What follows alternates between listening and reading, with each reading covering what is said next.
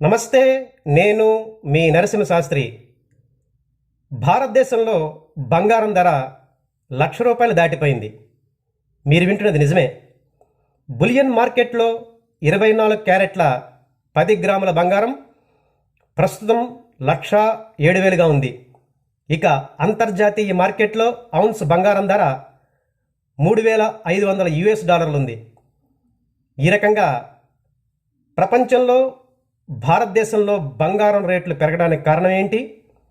ఈ వీడియోలో ఇదే విషయాన్ని మీతో డిస్కస్ చేయబోతున్నా. వీడియోని చివరి వరకు స్కిప్ చేయకుండా చూసి నచ్చినట్లయితే లైక్ చేయండి, షేర్ చేయండి.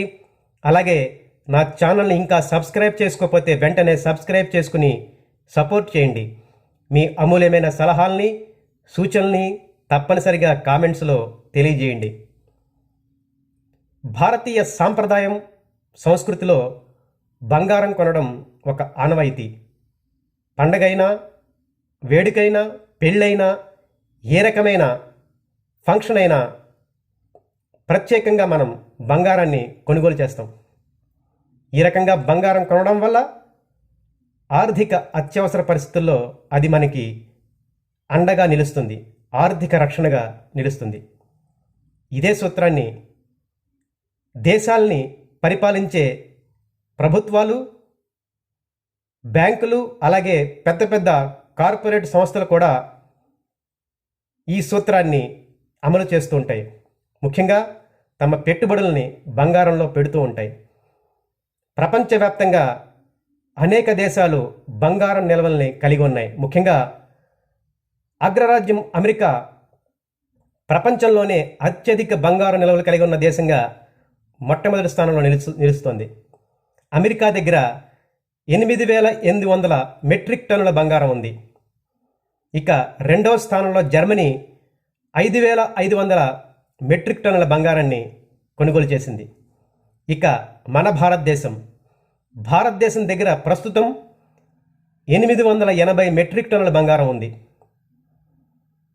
ఇక మన పొరుగు దేశమైన చైనా దగ్గర 2,500 మెట్రిక్ టన్నుల బంగారం ఉంది.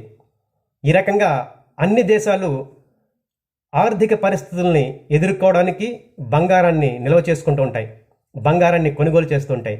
అయితే అటువంటి బంగారం ప్రస్తుతం శరవేగంగా పెరిగిపోతుంది. దానికి కారణాలు ముఖ్యంగా యుద్ధాలు, రష్యా, యుక్రెయిన్, అలాగే ఇజ్రాయిల్, ఇరాన్, హమాస్ ఇలాంటి అనేక యుద్ధాలు, అంతర్యుద్ధాల వల్ల ప్రపంచంలో ఆర్థిక అనిశ్చిత పరిస్థితులు పెరగడం, ముఖ్యంగా అమెరికా అధ్యక్షుడు ట్రంప్ ఆర్థిక విధానాలు, ట్రంప్ తన వాణిజ్య యుద్ధంలో భాగంగా ప్రపంచంలోని సగం దేశాలకు పైగా టారిఫ్లు విధించాడు.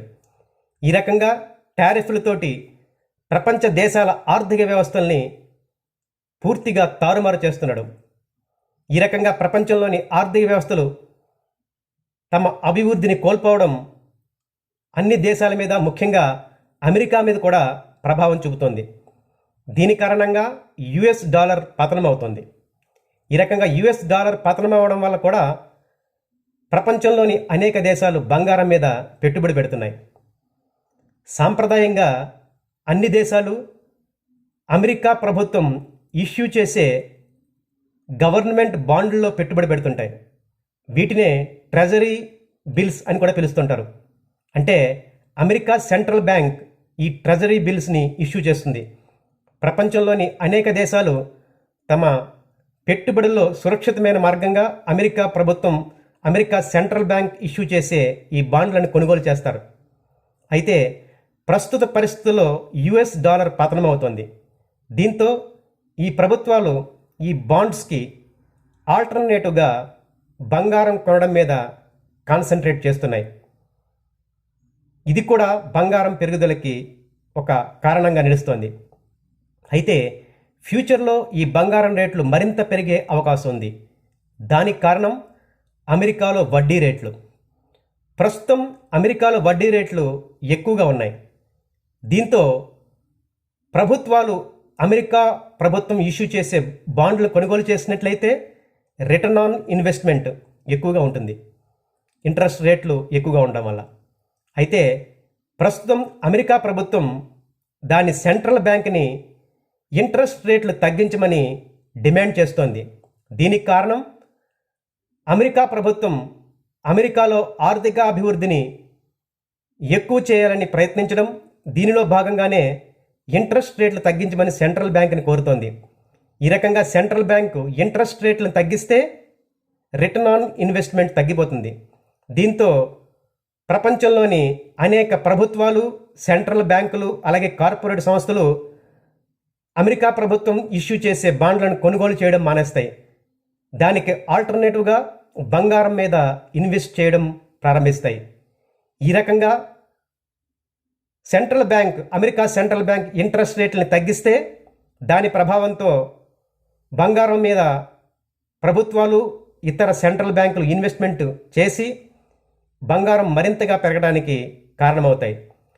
ఈ రకంగా యుఎస్ డాలర్ పతనం అవ్వడం, అమెరికాలో సెంట్రల్ బ్యాంక్ ఇంట్రెస్ట్ రేట్లు తగ్గిస్తే దానికి ప్రత్యామ్నాయంగా బాండ్లను కొనడం మానేసి బంగారాన్ని కొనుగోలు చేయడం పెరిగే అవకాశం ఉంది.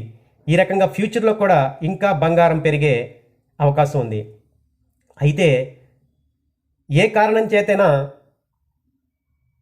ఎక్కడైనా ఏ దేశంలోనైనా బంగారు నిక్షేపాలు బయటపడడం కానీ, ఒకవేళ అమెరికా ఆర్థిక వ్యవస్థ బలపడి యుఎస్ డాలర్ స్ట్రాంగ్ అవ్వడం కానీ జరిగితే ఫ్యూచర్లో బంగారం ధరలు తగ్గే అవకాశం ఉంది.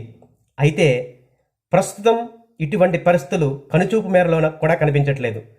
డాలర్ స్ట్రాంగ్ అయ్యే అవకాశాలు ప్రస్తుతం అమెరికా అధ్యక్షుడు ట్రంప్ విధానం వల్ల సాధ్యం అయ్యే అవకాశం లేదని ఆర్థిక నిపుణులు చెబుతున్నారు. ముఖ్యంగా బ్రిక్స్ లాంటి దేశాలు అమెరికా వాణిజ్య ఆధిపత్యాన్ని, అలాగే డాలర్ ఆధిపత్యాన్ని ఎదుర్కోవడానికి ప్రయత్నించడం, డాలర్కు ఆల్టర్నేటివ్గా మిగతా కరెన్సీలని, ముఖ్యంగా యూరో, అలాగే బ్రిక్స్లో సభ్యత్వ దేశాల కరెన్సీలని ఆల్టర్నేట్ కరెన్సీగా మార్చడానికి ప్రయత్నం చేయడం, ఇలాంటి అనేక కారణాల వల్ల డాలర్ బలపడే అవకాశం లేదని, ఫ్యూచర్లో అమెరికా సెంట్రల్ బ్యాంకు, అలాగే అమెరికా ప్రభుత్వం ఇష్యూ చేసే బాండ్లకి డిమాండ్ పడిపోయి బంగారం మీద పెట్టుబడులు ప్రపంచంలోని అన్ని దేశాలు చేసే అవకాశం ఉందని, సెంట్రల్ బ్యాంకులు కూడా ఈ రకంగా బంగారం మీద పెట్టుబడులు పెట్టే అవకాశం ఉందని ఆర్థిక నిపుణులు అంచనా వేస్తున్నారు.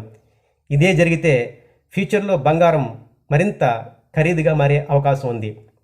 ప్రస్తుతం భారత రిజర్వ్ బ్యాంక్ ఆఫ్ ఇండియా బంగారం నిల్వల్ని 880 మెట్రిక్ టన్నుల నుంచి 2028-2030 సంవత్సరానికి 2500 మెట్రిక్ టన్నులకి బంగారం నిల్వల్ని పెంచాలని ప్లాన్ చేస్తోంది. అలాగే చైనా ప్రభుత్వం కూడా ప్రస్తుతం ఉన్న 2500 మెట్రిక్ టన్నుల నుంచి 5000 టన్నుల దాకా బంగారం నిల్వల్ని పెంచుకోవాలని చూస్తోంది. ఇలా అనేక దేశాలు తమ బంగారం నిల్వల్ని పెంచుకోవాలని ప్రయత్నిస్తుండడంతో అంతర్జాతీయంగా బంగారం మరింతగా పెరిగే అవకాశం ఉంది. ఇక భారతదేశ పరిస్థితుల్లోకి వస్తే సహజంగా పండుగలు, అలాగే పెళ్లిళ్ళ సీజన్లో బంగారం రేట్లు పెరుగుతాయి, తర్వాత నార్మల్ స్థాయికి చేరుకుంటాయి. అయితే ప్రపంచంలో బంగారం రేట్లు ఈ కారణాల వల్ల పెరిగితే భారతదేశంలో కూడా బంగారం పెరిగే అవకాశం ఉంది.